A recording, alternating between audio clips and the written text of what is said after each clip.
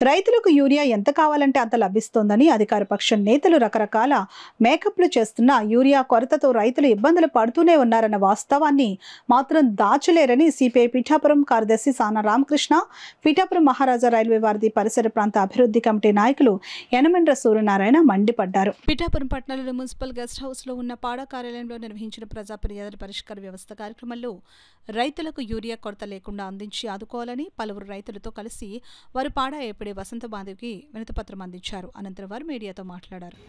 Urea సరఫరా అవ్వట్లేదు. ఈ యూరియా అంతా ఇతర రాష్ట్రాలకి పరిశ్రమలకి తరలిస్తూ ఉన్నారు.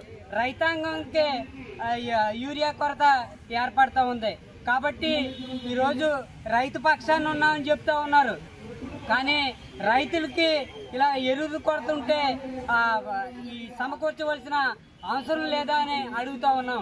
కాబట్టి ఇవాళ జల్లుల్లో నూకలు పోసి అది నూకలు పడకుండా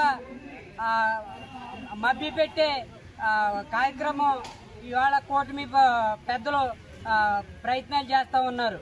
ఈ జల్లుల్లో నూకలు పడకుండా ఉండదు, సమస్య అనేది కప్పిపుచ్చడానికి కూడా అవదని ఈ సందర్భంగా తెలియజేస్తా ఉన్నాం. కాబట్టి మీకు ఏమైనా సత్తా ఉంటే ఎరువుల కొరత లేకుండా రైతాంగాన్ని కన్నీరు పెట్టకుండా చూడవలసిన బాధ్యత ఉంది. ఆ కార్యక్రమాన్ని చేపట్టిన రోజునే ఇవాళ రైతు పంటలు పండించే అవకాశం ఉంది.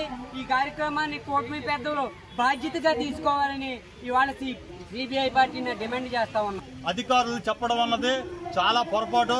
ఎందుకంటే ఇవాళ 1300 టన్నులు వచ్చింది అని చెప్పనేసి అధికారికంగా చూపించారు.